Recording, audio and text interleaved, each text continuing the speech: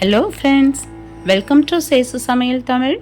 இன்றைக்கி நம்மளோட சேனலில் ரொம்பவே ஹெல்த்தியாக ரொம்ப ஃபில்லிங்காக இருக்கிற மாதிரி ஒரு ரெசிபி தான். எங்களோட சின்ன வயசில் எங்கள் அப்பா இதை செஞ்சு தருவாங்க. எப்போ இதை செஞ்சு தர மாட்டாங்கன்னு நாங்கள் வெயிட் பண்ண காலம். அந்த ரெசிப்பியை நான் இன்றைக்கி உங்கள் கூட ஷேர் பண்ணிக்கிறேன். ரொம்பவே ஈஸியாக செஞ்சிடலாம். ரொம்ப கம்மியான இன்க்ரீடியன்ட்ஸ் இதுக்கு போதும். அதுக்கு முன்னாடி நீங்கள் இப்போ தான் நம்மளோட சேனலை ஃபஸ்ட் டைம் பார்க்குறீங்கன்னா நம்மளோட சேனலை சப்ஸ்கிரைப் பண்ணி பக்கத்தில் இருக்கிற பெல் ஐக்கானையும் கிளிக் பண்ணி ஆளுங்கிற ஆப்ஷனையும் கொடுத்துருங்க. வாங்க இப்போ வீடியோக்குள்ளே போகலாம். அதுக்கு நான் இன்றைக்கி நல்ல பழுத்த பழமாக ஒரு 6 நாட்டு வாழைப்பழம் எடுத்துருக்கிறேன். இந்த ரெசிபிக்கு நம்ம நாட்டு வாழைப்பழம் யூஸ் பண்ணி செய்யும் போது தான் இதோட சுவை நல்லாயிருக்கும்.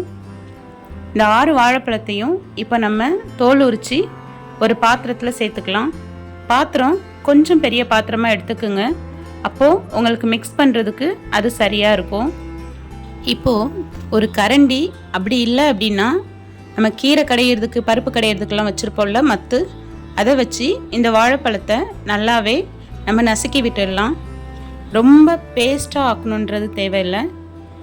அங்கங்கே ஒவ்வொன்று தெரிகிற மாதிரி இருக்கட்டும்.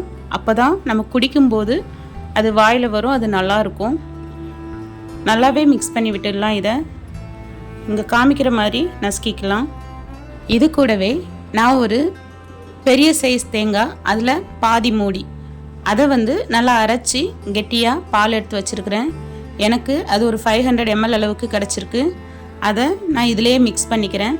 அப்பா செய்யும்போது தேங்காய் பால் சேர்க்க மாட்டாங்க, தேங்காவை அப்படியே துருவி உள்ளே சேர்ப்பாங்க.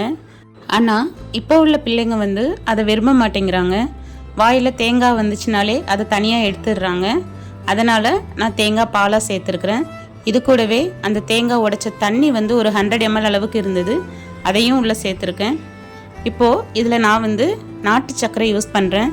ஆனால் நாட்டு சர்க்கரை சேர்க்கும்போது கொஞ்சமாக புளிப்பு டேஸ்ட் வருது. அப்பா செய்யும்போது கருப்பட்டி சேர்ப்பாங்க. கருப்பட்டியில் செய்யும்போது அதோட மணமும் அதோட சுவையும் ரொம்பவே நல்லாயிருக்கும். நீங்கள் செய்யும்போது கருப்பட்டி யூஸ் பண்ணி செய்யுங்க. அப்படி இல்லைன்னா வெறும் சர்க்கரை சேர்த்து பண்ணுங்கள். ஏன்னா நாட்டு சர்க்கரை போடும்போது அதில் லைட்டாக புளிப்பு டேஸ்ட் இருக்குது. இது கூடவே ஒரு பிஞ்சளவுக்கு நம்ம உப்பு சேர்த்துக்கலாம். இது கூடவே நான் 1 ஸ்பூன் அளவுக்கு தேங்காய் பூ சேர்த்துக்கிறேன். தேங்காய் பூ கொஞ்சம் இருந்தால் தான் அது குடிக்கும்போது நல்ல டேஸ்ட்டாக இருக்கும். இப்போது கொஞ்சமாக தண்ணி சேர்த்துக்கலாம். ஏன்னா ரொம்ப கெட்டியாக இருந்துச்சுன்னா நம்மளுக்கு குடிக்கிறதுக்கு அந்தளவுக்கு நல்லா இருக்காது. இங்கே நான் காமிக்கிற கன்சிஸ்டன்சி சரியாக இருக்கும். அந்தளவுக்கு கொஞ்சமாக ஐஸ் வாட்டர் சேர்த்துக்குங்க. இப்போ நம்மளோட பாலும் பழம் ரெசிபி தயாராகிடுச்சு.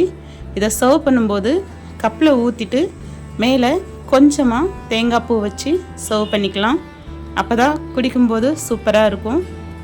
நீங்களும் இந்த பாலும் பழம் ரெசிப்பியை வீட்டில் செஞ்சு பாருங்கள். வீட்டில் செஞ்சு பார்த்துட்டு எப்படி இருந்ததுன்னு எனக்கு கமெண்டில் சொல்லுங்கள்.